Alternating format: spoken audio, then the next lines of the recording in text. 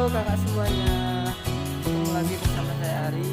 Untuk di video kali ini gue akan ajak kalian untuk beli rumah merah. Seperti apa sih rumah merah itu sendiri? Yuk kita jalan ke sana. Oke. Nah, ini untuk pertama kalinya kita pasti melewati ini rumah batik ya. Ini jalan pertama kali kita masuk. Terus nanti kita beli tiketnya, tiket masuk voucher rumah merah di sini. Untuk tiketnya sendiri, nah ini untuk tiketnya sendiri kayak gini ya, sebesar 20.000. Nanti tiketnya bisa kita tukerin untuk beli makanan ataupun batik di showroom batik Tiga Negeri tadi. Oke, kita masuk ke rumah merah. Permisi. Ya basah ya, karena kita tadi habis pembersihan. Di dalam sini, ini adalah museum batik Tiga Negeri. Museum ini terdapat buku-buku. Nah, terus ini batik-batik asal kuno juga. Terus ada bahan-bahan dasar untuk membatik zaman sekarang. Ini untuk warna alam ya. Ada merah, ada cantik juga. Terus ini ada piramid, dan tinggi dan lain sebagainya. Oke, kita langsung masuk ke rumah merah. Oh, ini sebelum masuk ke rumah merah, ini ada motif-motif batik zaman dulu yang belum dibikin dan dimuseumkan di sini. Nih.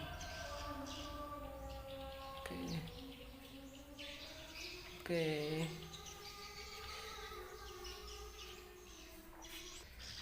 Nah, kita sekarang masuk ke rumah merah ya. Oke. Masuk lewat tangganya.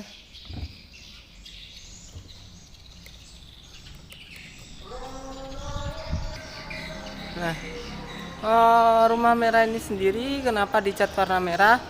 Karena terinspirasi dari kota terlarang di kota Cina, namanya Forbidden City. Jadi ya dicat warna merah. Beliau Parodi sendiri ini terinspirasi dari situ, rumah merah, kota terlarang di Cina namanya Forbidden City. Ya, ini untuk kita masuk di dalam terdapat nih, ada patungnya bagus. Itu pintu kita masuk tadi. Terus di dalam di sini juga ada patungnya. Oke. Nah, ini untuk depannya tadi. Ini ada pintunya. Ini masih terlihat kuno ya.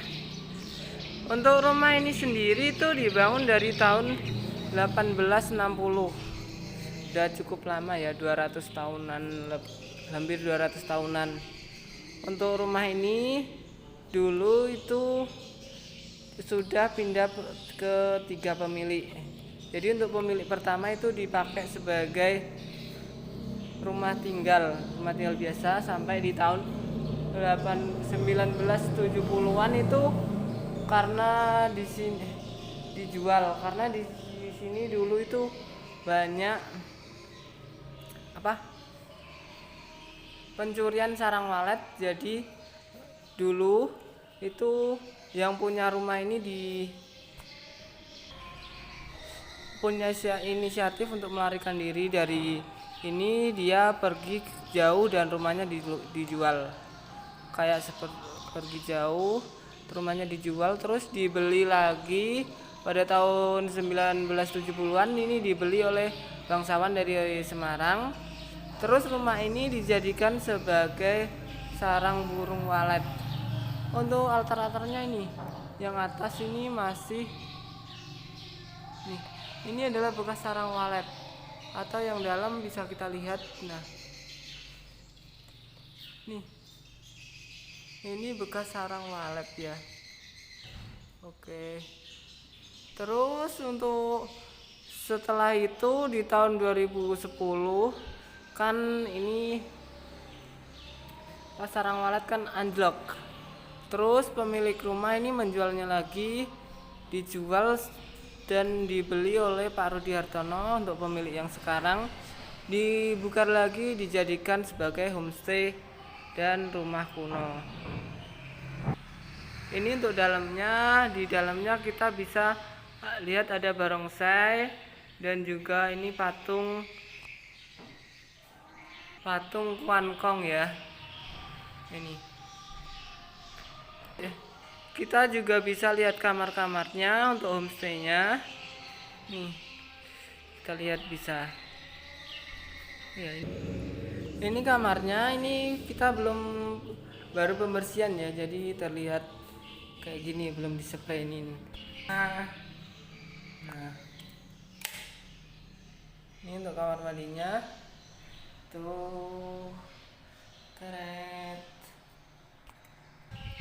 Untuk rumah merah ini sendiri memiliki keunikan tersendiri, yaitu seperti yang ada di balik sini.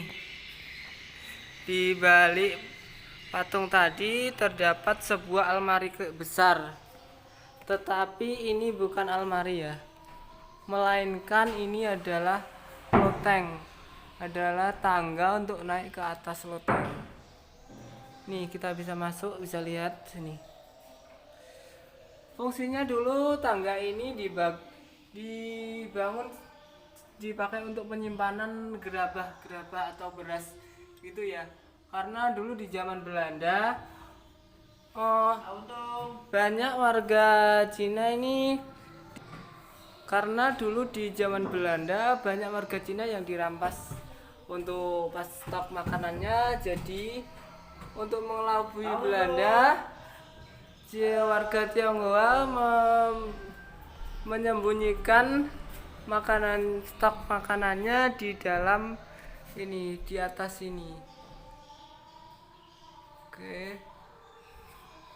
Nah, ini kita sudah memasuki area belakang ya, langsung kita ke belakang. Oke.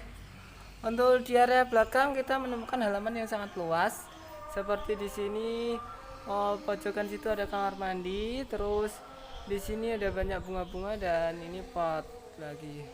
Untuk di sebelah kiri saya di sini juga ada, ini adalah pres batik kuno. Pres ini digunakan sebagai untuk mencetak batik atau memadatkan batik supaya dia padat, ringkas dan bisa untuk mengirim ke luar kota seperti Pekalongan, Jogja dan sekitarnya. Karena rumah ini dulu selain dijadikan rumah tinggal, dulu di sini juga sebagai untuk produksi batik lasem. Oke. Kita bisa lihat ini.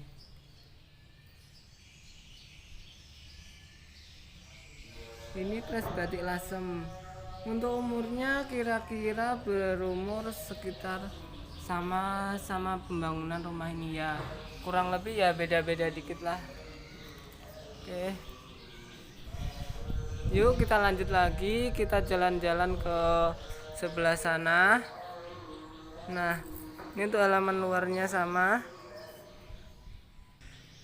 Nah, kita di halaman belakang disambut dengan keindahan sebuah sumur kuning. Nah, sumur kuning ini sendiri itu dibangun sebelum pembangunan rumah, karena dulu itu keadaan air di Lasem kan sulit, jadi dibangunlah sumurnya dulu, baru rumahnya sendiri. Untuk keistimewaan sumur ini sendiri, meskipun di musim kemarau airnya tidak akan pernah habis. Nih bagus, airnya masih jernih, masih banyak. Oke. Dan memiliki keistimewaan lainnya yaitu di katrolnya. Katrolnya itu masih terlihat seperti kuno sekali ya. Untuk pengecatannya sendiri itu dicat warna kuning, melambangkan sebagai kekayaan. Dan untuk warna merah sendiri melambangkan sebagai warna keberanian. Nih kita bisa lihat sumurnya. katrolnya juga masih bagus. Ini nih, ini saya berada di area belakang.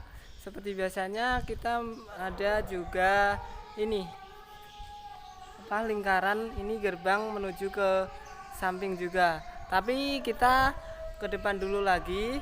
Kita ada satu lagi untuk keistimewaan di Rumah Merah, yaitu ada bunker bawah tanah. Kita sekarang lihat masuk ke sana, oke? Dan tidak lupa untuk perjalanan ke sana. Di sini juga ada lingkaran, setengah lingkaran yang mempercantik Rumah Merah ini sendiri. Ini biasanya dipakai untuk spot-spot foto untuk anak-anak muda sekarang, juga untuk prewedding juga bagus. Dan temboknya sendiri juga sering dipakai untuk foto-foto. Ini ada stok foto bagus di sini. Di bawah jendela ini untuk berfoto-foto ria, berfoto-foto manja. Dan tentunya di sumur kuning ini juga. Nih, bagus sekali kan? Nah, sekarang saya udah ada di depan kamar yang ada bunkernya, kamar bunker bawah tanah ya. Namanya Hangsu. Ayo, mari kita masuk ke kamar Hangsu. Yuk kita lihat bunkernya. Yuk kita masuk, oke. Nah, di kamar Hangsu ini terdapat juga bunker bawah tanah. Dulu bunker ini digunakan sebagai tempat sembunyi para anak-anak dan istri keluarga ini, karena dulu di zaman Belanda takutnya kan warga takut anak dan istrinya itu diculik oleh Belanda, dibawa kabur, dan dibuatlah bunker untuk menyembunyikan mereka supaya tidak diculik oleh Belanda tadi. Dan juga ada di versi zaman penjajahan Jepang, bunker ini dipakai untuk sembunyi karena kan takutnya bom Hiroshima itu sampai di Lasem. Jadi dibuatlah bunker. Setiap ada pesawat lewat, pasti warganya sembunyi di dalam bunker ini dan ditutup kembali. Karena takutnya yang dibawa pesawat tadi adalah bom. Jadi di warga terus masuk ke sini, ininya ditutup. Oke. Nah, ini tadi sekilas cerita di Rumah Merah. Tapi jangan khawatir, saya akan melanjutkan lagi di belakang rumah batik. Yuk kita lanjut ke sana, oke?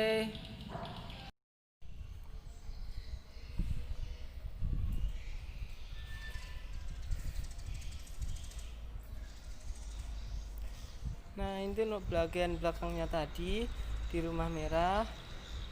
Tuh.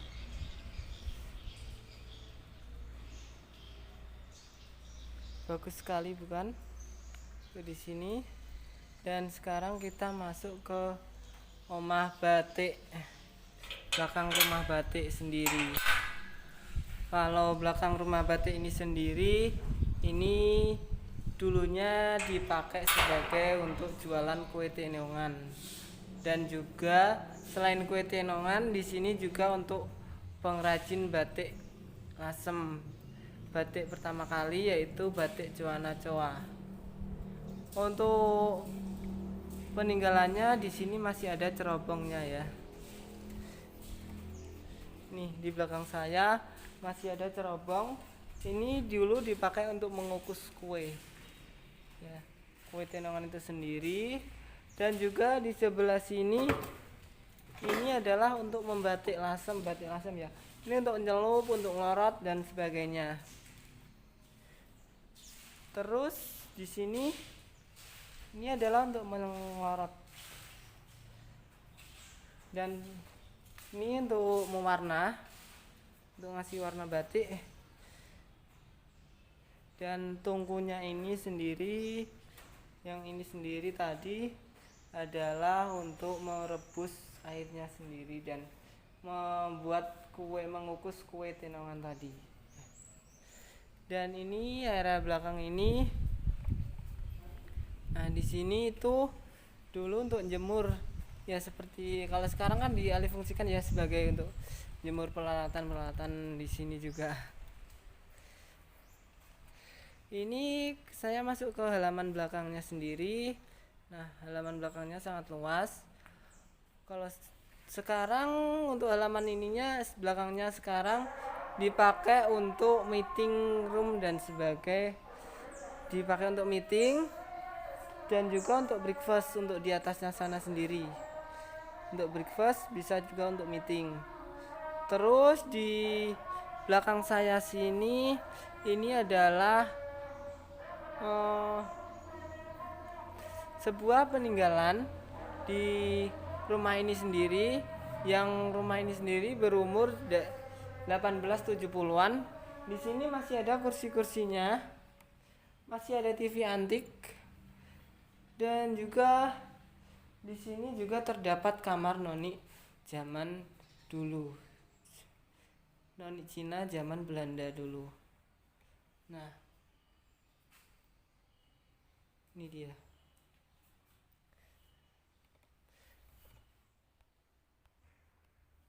Nah, ini dia.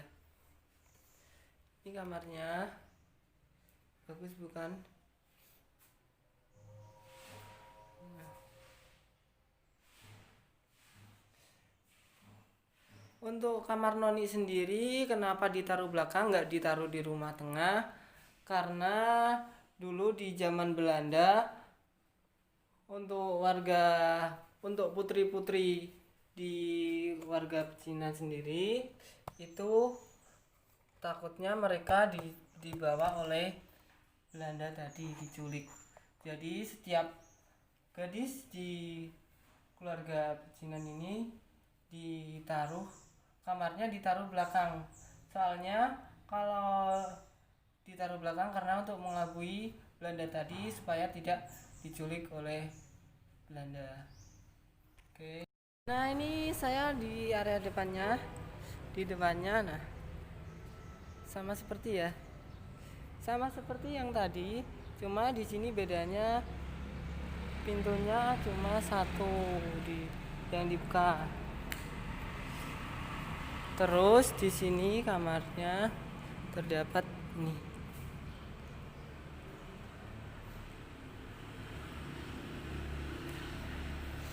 Tara. Ini untuk homestay yang baru.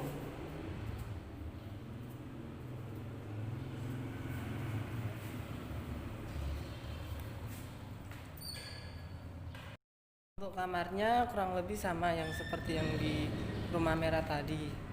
Jadi tidak perlu buka lagi, sama seperti kamarnya sama. Dan ini kita maju lagi. Dan cukup, udah sampai sini karena saya udah menjelaskan dari penjelasan saya dari rumah merah sendiri. Untuk lebih lanjutnya mungkin kakak-kakak bisa datang langsung ke rumah merah itu sendiri, ke rumah merah sendiri. Oke. Assalamualaikum warahmatullahi wabarakatuh. Dadah, bye.